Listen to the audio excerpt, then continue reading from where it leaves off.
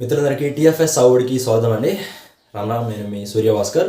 So ఈ వీడియోలో మనం సాయిల్ ఫెర్టిలిటీలో అంటే ఈ భూసారంలో చాలా ముఖ్య భూమిక పోషించేటువంటి సేంద్రియ కర్బనం అని అంటాం మనము. సో ఈ ఆర్గానిక్ కార్బన్ కంటెంట్ గురించి ఇండెప్త్గా మాట్లాడుకునే ప్రయత్నం చేద్దాము.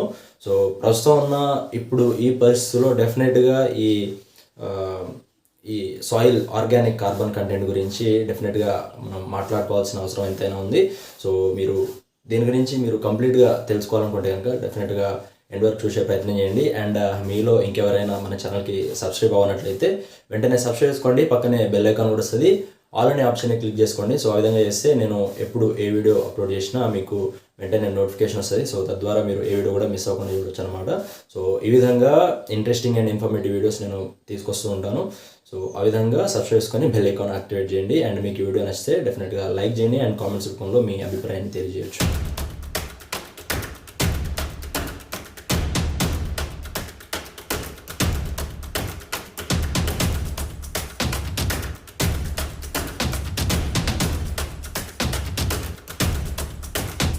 మన దేశంలో సాయిల్ ఆర్గానిక్ కార్బన్ కంటెంట్ అనేది 0.3% కనిష్టానికి తగ్గింది. ఇంకా షాకింగ్ విషయం ఏంటంటే ఇరు తెలుగు రాష్ట్రాల భూముల్లో ఈ సేంద్రియ కర్బనం 30 years బ్యాక్ 0.5% ఉండేది. ఇప్పుడు మరీ దరిద్రానికి 0.2%కి తగ్గిపోయింది. అయితే హెల్తీ ఈల్డ్స్ రావాలంటే కనీసం ఒక 0.7% నుంచి 1% అయినా ఈ ఆర్గానిక్ కార్బన్ కంటెంట్ అనేది ఉండాల్సి ఉంటుంది. పచ్చి చెప్పాలంటే మన తెలుగు రాష్ట్రాల్లో ఈ సేంద్రియ కర్బనం అనేది తెలుగు రాష్ట్రాల భూముల్లో వెరీ లోయెస్ట్ లెవెల్లో ఇప్పుడు ఉన్నాయన్నమాట. సో ఇప్పటికైనా మనం అలర్ట్ కాకపోతే ఇక భూములు కొద్దిగా సాగు యోగ్యం కాకుండా అంటే పూర్తిగా ఆగమయ్యే పరిస్థితి అయితే ఉందన్నమాట. ఆల్రెడీ మనం టన్నుల కొద్ది ఫెర్టిలైజర్స్ గుమ్మరిస్తే కానీ మంచి ఈల్డ్స్ చేతికొచ్చే పరిస్థితి అయితే లేదు కదా. భూసారం ఎంతవరకు ఉందనేది ఈ ఆర్గానిక్ కార్బన్ కంటెంట్ పర్సెంటేజ్ చెప్పుద్ది. సో అయితే దీన్ని మనం తెలుసుకోవాలనుకుంటే మట్టి పరీక్షతో తెలుసుకోవచ్చు. 0.7% కన్నా ఎక్కువ ఉంటే అధికం, 0.4 నుంచి 0.6% వరకు ఉంటే కనుక అది మోడరేట్ అని, లేకపోతే 0.3% లేదా అంతకన్నా తక్కువ ఉంటే లో ఫెర్టిలిటీ అని లెక్క కడతాం.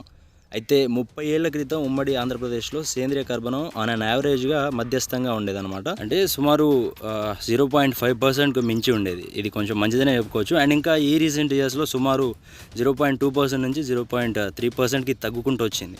కానీ పంటలు బాగా పండాలంటే కనీసం 1% అయినా సేంద్రియ కర్బనం ఉండాల్సిన అవసరం ఎంతైనా ఉందని చెప్పొచ్చు. సరే అంత లేదు, కనీసం 1% కష్టంగా అనుకున్నా కూడా 0.7% నుంచి 0.9 వరకు అయినా పెంచుకోగలిగితే బెటర్. ఈ సేంద్రియ కర్బనమే నేలకి అండ్ పంటకు కూడా ప్రాణంలాగా అన్నమాట. సో హెల్తీ ఈల్డ్స్ రావాలంటే ఇది చాలా ముఖ్యమైన విషయం. అయితే ఈ సేంద్రియ కార్బనం అంతగా తగ్గడానికి ప్రధాన కారణం ఏంటంటే అందరికీ తెలిసిందేగా, అదేనండి ముందు చెప్పాగా, కెమికల్ ఫెర్టిలైజర్స్ యొక్క విచ్చలవడ్డీ వాడకం. ఇంతకుముందులాగా పశువుల ఎరువు పూర్తిగా పంటకి సరిపడే విధంగా ఇద్దామంటే ఇప్పుడు ఎక్కడా కూడా మనకి సరిపడేటట్లేదు. అలాగని పచ్చి రొట్ల పైర్లతోనైనా బ్యాలెన్స్ చేస్తున్నారా అని అంటే అది లేదు. అంతేకాకుండా వేస్తే ఉన్నంత మొత్తంలో అంతా ఒకటే పంట, అక్కడికి తగ్గేదేలే అంటూ ప్రతి ఏటా అదే ఏక పంట విధానం. ఒక బస్తా వేసే కాడ ఇంకోటి అనవసరంగా ఈ రసాయనిక ఎరువులు ఎక్కువ వేయడం చాలా అలవాటుగా అయిపోయింది. ఎంత అవసరమో అంతే అని కాకుండా పక్క రైతుతోని పోటీ. ఇంకా ఈ పెస్టిసైడ్ స్ప్రేస్ గురించి అయితే చెప్పుకోకర్లే, నువ్వా నేనా అన్నట్టు ఒకరి మీద ఇంకొకరు పోటీతోటి ముందుకెళ్తూ ఉంటారు. సో అది మరి సంగతి. అందుకే సేంద్రియ కర్బనం కాలానుగుణంగా అలా తగ్గుతూ పోతుంది అన్నమాట. ఇంకా ఈ రసాయనిక కలుపు మందులు కూడా ఎక్సెప్షనల్ ఏం కాదు. వాస్తవాలు మాట్లాడుకోవాలంటే నిజానికి ఈ కలుపు యాజమాన్యం పట్ల రైతుల్లో ఒక రకంగా సోమరితనం వచ్చేసిందనే చెప్పాలి. అంటే ఈ వీడిసైడ్స్, పెస్టిసైడ్స్ కొడితే దెబ్బకు ఒక రోజులో ఫసక్ అయిపోవాలి. ఈ కెమికల్ ఫెర్టిలైజర్స్ ఎక్కువ వాడటంతో భూమిలో వానపాలు నశించిపోతున్నాయి. సో అలాగా పురుగు మందులు, కలుపు మందులతో భూమిలో సూక్ష్మజీవి రాశి మొత్తం మటాష్ అయిపోతుంది. రైజోబియం బ్యాక్టీరియా కానీ, లేకపోతే ఈ యాక్టినోమైసిడ్స్ కానీ అండ్ మైకోరైజా లాంటి ఎన్నో యూస్ఫుల్ మైక్రో ఆర్గానిజమ్స్ అన్నీ కూడా పూర్తిగా అంతరించిపోతున్నాయి.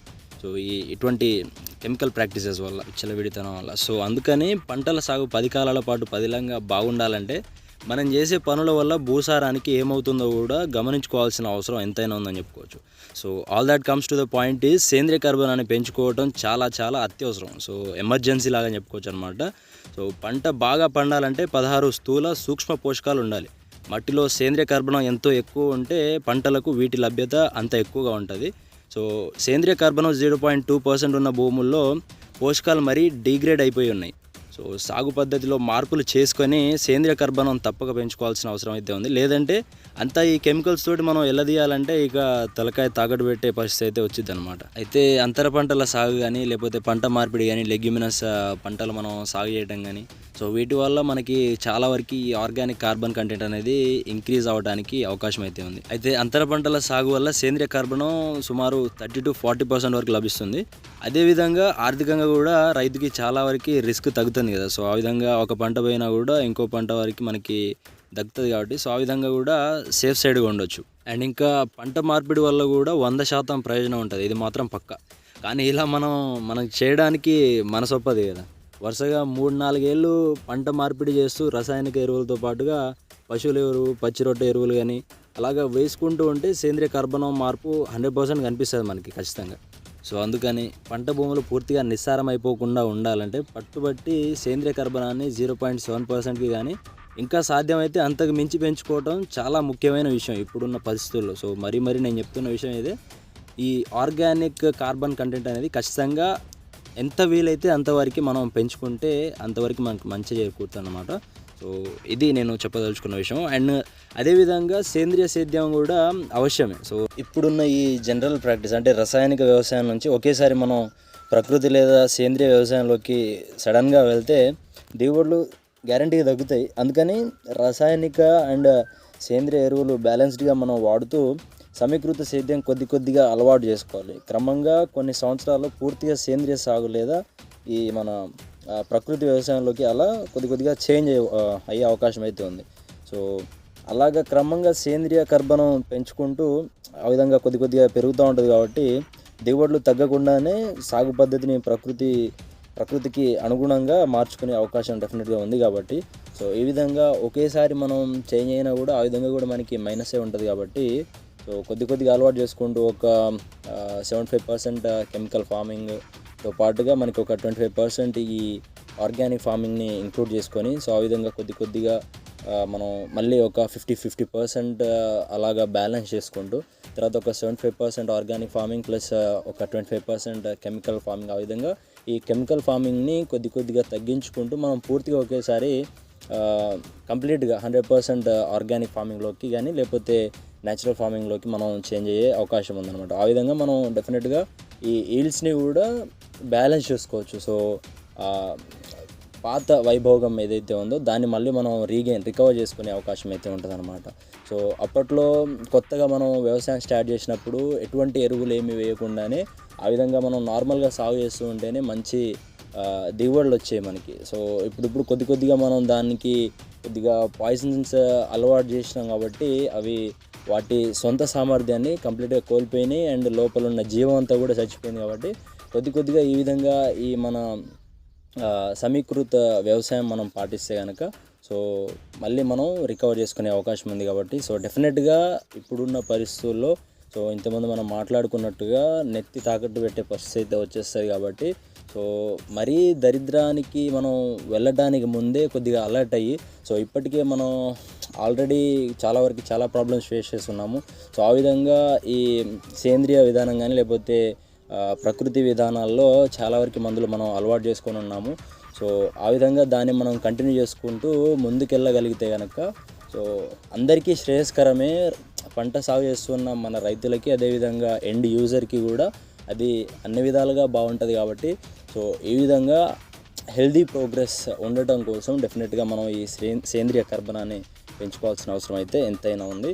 So overall my point is that మనం ఆర్గానిక్ ఫార్మింగ్ని డెఫినెట్గా ఎంకరేజ్ చేయాలి. సో ఆ విధంగా ఆర్గానిక్ కార్బన్ని మనం ఇంక్రీజ్ చేసుకుంటే ఓవరాల్గా మనం ఎటువంటి అడిషనల్ ఫెర్టిలైజర్స్ కానీ లేకపోతే అదనంగా ఈ రకరకాల పురుగు మందులు, ఇన్సెక్టిసైడ్, పెస్టిసైడ్స్ కానీ ఇవన్నీ యూజ్ చేస్తూ ఉన్నాం కదా. సో వాటిని మనం కంప్లీట్గా రీప్లేస్ చేసుకునే అవకాశం అయితే ఉందన్నమాట. సో అదనమాట సంగతి. ఇంకేమైనా డౌట్స్ ఉంటే కామెంట్ సెక్షన్లో తెలియజేయండి.